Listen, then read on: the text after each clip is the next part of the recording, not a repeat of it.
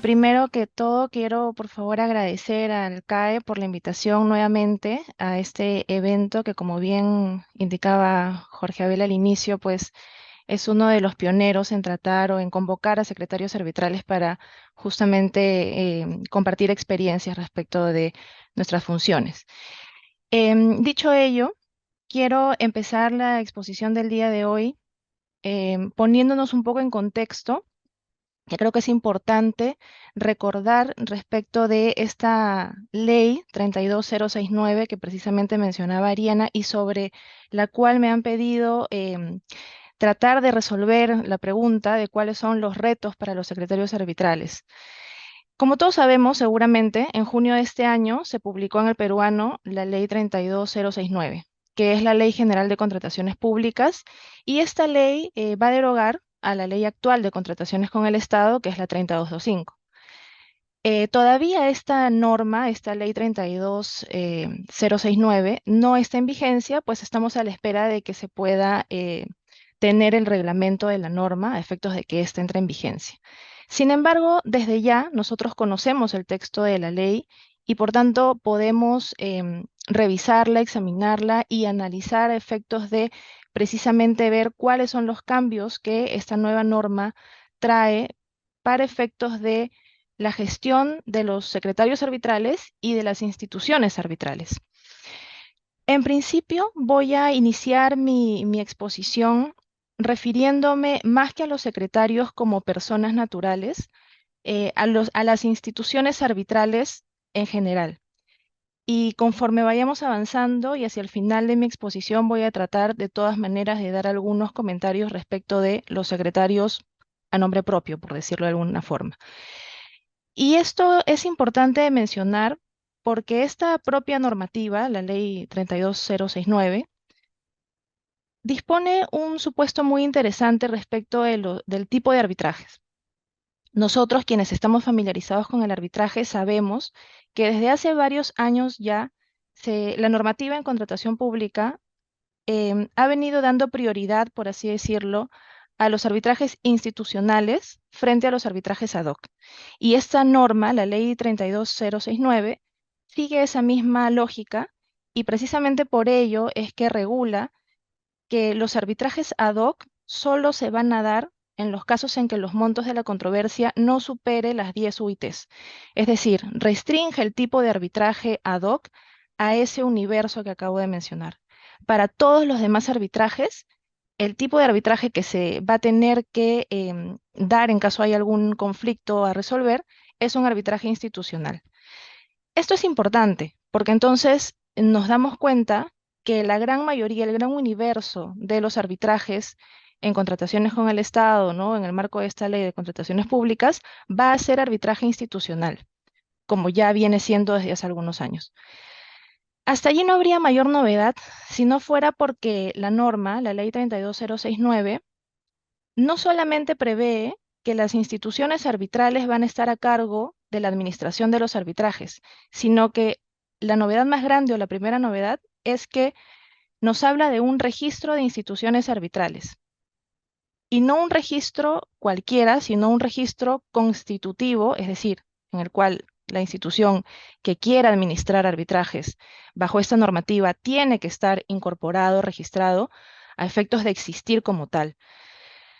Y esto es interesante, y aquí solamente, y antes de entrar a examinar qué significa, qué implicancias tiene estar en este registro, y por supuesto cuáles van a ser los retos para las instituciones en este marco que acabo de mencionar, solamente quiero hacer un paréntesis para recordar también que actualmente no existe un registro de instituciones arbitrales.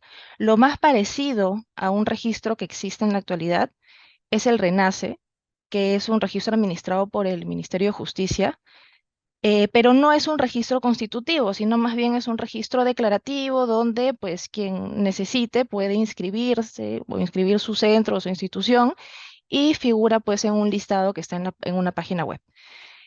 En la actualidad hay más de 260 centros o instituciones arbitrales inscritas en este registro RENACE. Y a efectos de investigaciones académicas y demás, yo he revisado a detalle el RENACE Y lo que tenemos ahí, lamentablemente, eh, no son necesariamente el mejor filtro o la mejor fuente de información a efectos de las instituciones arbitrales.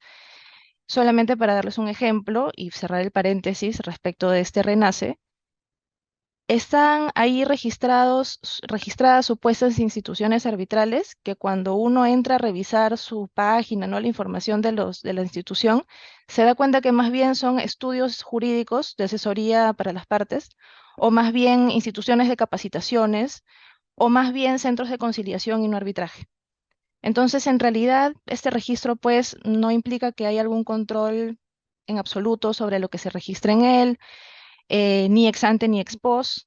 Entonces, digamos que, dicho ello, tenemos que no existe un registro serio de instituciones arbitrales. Esto va a cambiar según la norma, según la ley 32069, cuando ya el OS, que es el órgano especializado de las contrataciones públicas eficientes, lo que actualmente conoceríamos como el OCE, y que se va a cambiar o ha cambiado de nombre en razón de la ley 32069. Esto va a cambiar una vez que el OS cree ese registro y comience a incorporar en él a las instituciones arbitrales. Entonces, quedando claro de que esta es una gran novedad, que esto no existe, pues creo que es importante entonces ver qué cosa es lo que vamos a necesitar saber a efectos de inscribirnos en el registro como instituciones arbitrales, o en general cumplir con lo que la normativa pues regule en este tema. Lo primero es que quien va a tener a su cargo este registro de instituciones arbitrales, como acabo de mencionar, es el OS. Este organismo lo va a administrar, va a supervisar que se cumplen los requisitos establecidos y va también a sancionar a instituciones arbitrales que no cumplan con los requisitos de esta norma. Por supuesto, de esta ley y del reglamento que todavía no existe y no conocemos. Entonces, aquí siguen las novedades, ¿no? Hay una labor del OS de supervisión, de sanción incluso, lo que en la actualidad en la normativa no se contempla de esta forma. Otro tema importante es revisar cuáles van a ser estos requisitos que se necesita tener, que las instituciones arbitrales necesitan tener a efectos de administrar arbitrajes. Lo primero es que tenemos que estar constituidos como personas jurídicas. Eso lo establece el artículo 77 de la nueva ley. Las instituciones deben estar constituidas como personas jurídicas, deben contar con un código de ética y un reglamento interno, y contar con no menos de 5 años de experiencia en la organización y administración de arbitrajes.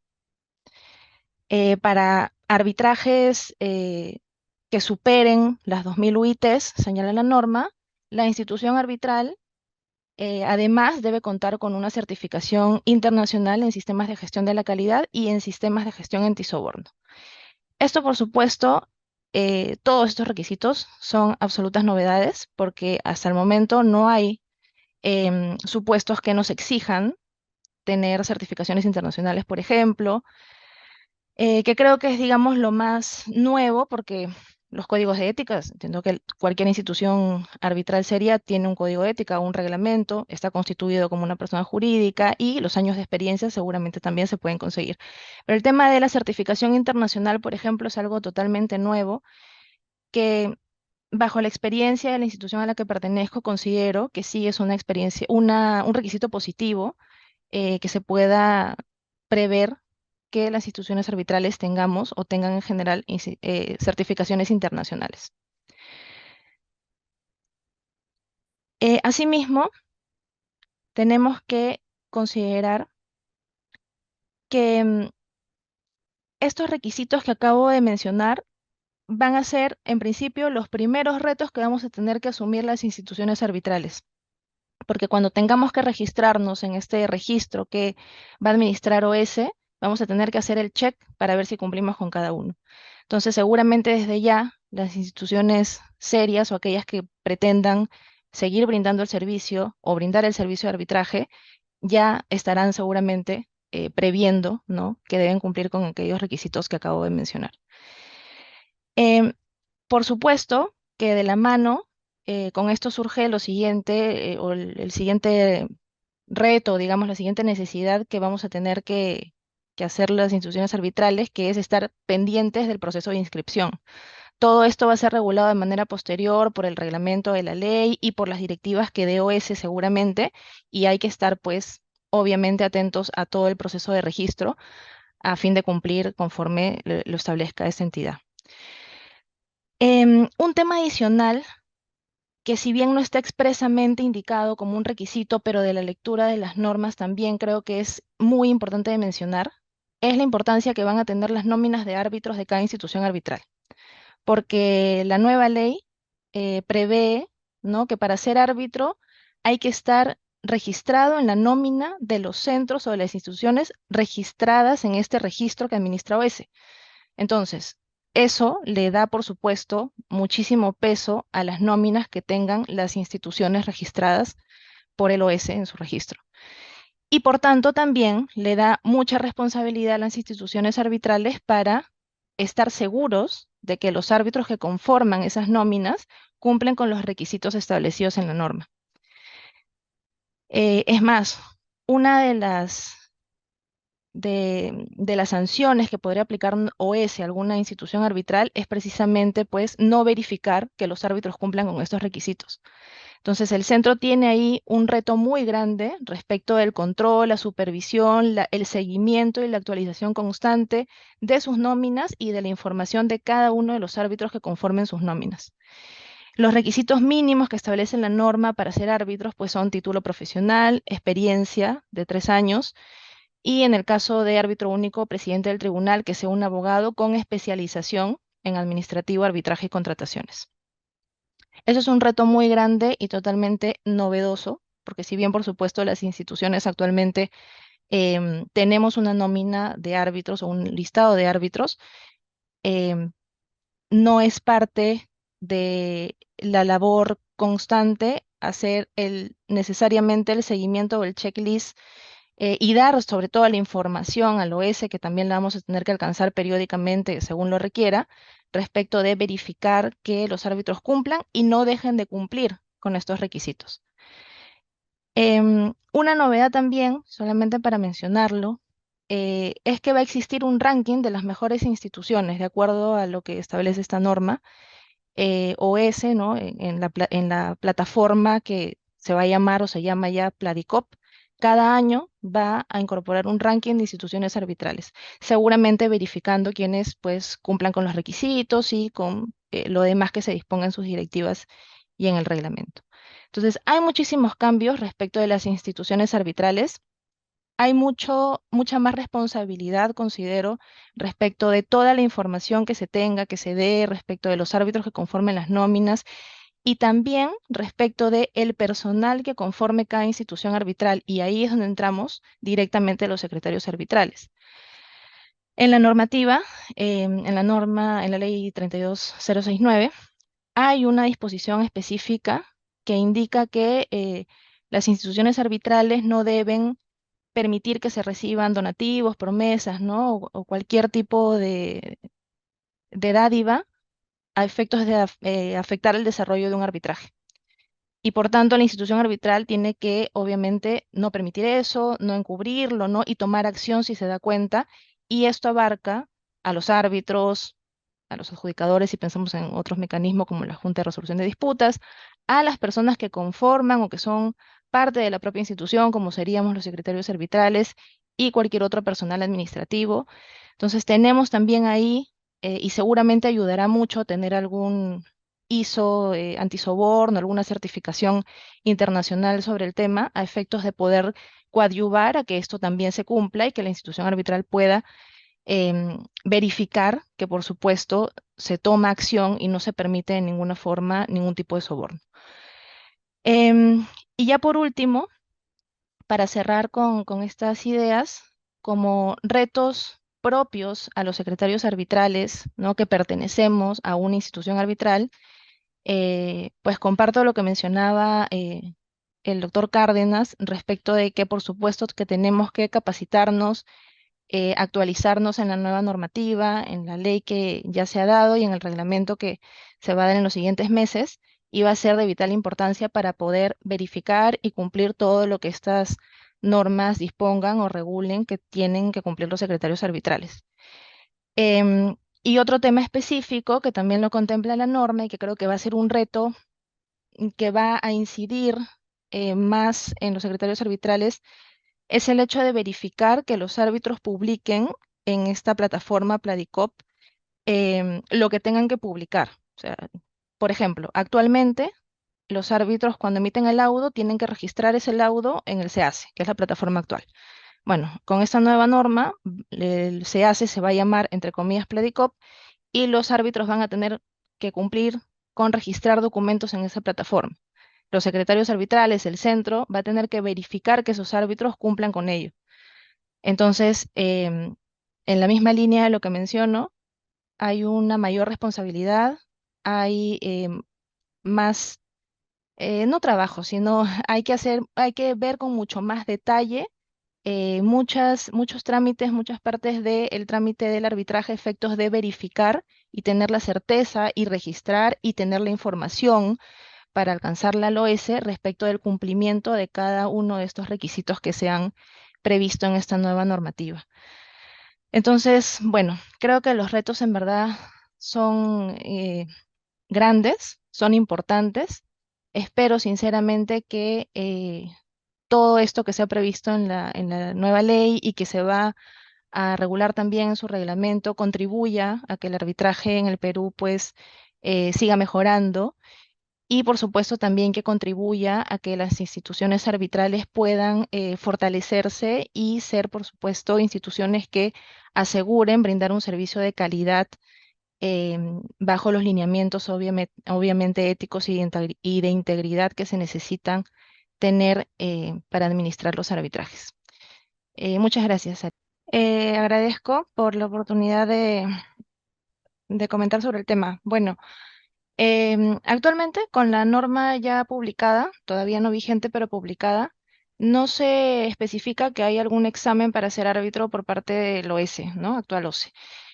Más bien lo que se indica sí es que los árbitros deben estar incluidos en las nóminas de las instituciones arbitrales y esas instituciones arbitrales deben estar en este registro que va a manejar o que va a administrar el OS, em, debidamente acreditadas en él, ¿no? Y permanecer en el registro. Entonces, la respuesta sería esa, ¿no? Que sí es necesario o va a ser necesario para ser árbitro en contrataciones con el Estado estar inscrito en alguna nómina. También, si mal no recuerdo, en esta ley se menciona que si el árbitro no estuviera en la nómina, debería entonces pasar por confirmación o ratificación a efectos de participar en el arbitraje. Entonces serían esas las opciones.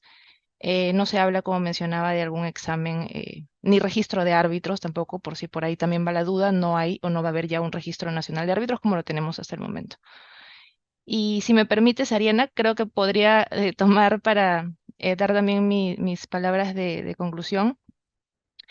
Bueno, en realidad simplemente tras haber escuchado a los colegas de la mesa, creo que como siempre existen, siguen existiendo y se van generando en el tiempo también retos y oportunidades para mejorar en la administración, en la gestión de los arbitrajes, ¿no? Entonces, me parece genial que se siga fomentando este tipo de espacios en los que podamos compartir justamente sobre estas oportunidades de mejora, sobre estos retos que tenemos a efectos de contribuir a que los arbitrajes sean, pues, o sigan siendo eficientes, céleres, ¿no? Y cumplir con los procedimientos y plazos que la normativa y en general se prevea. Em, Me voy con la idea simplemente de decir ello, de no perder de vista esas oportunidades y siempre también, y tomando las palabras del doctor Cárdenas, creo que sí es muy importante no perder de vista el mantenernos constantemente capacitados, ¿no? Y poder compartir experiencias y conocimientos en espacios como los que el CAE genera, por ejemplo, a través de este evento. Muchas gracias nuevamente y bueno, con eso me despido.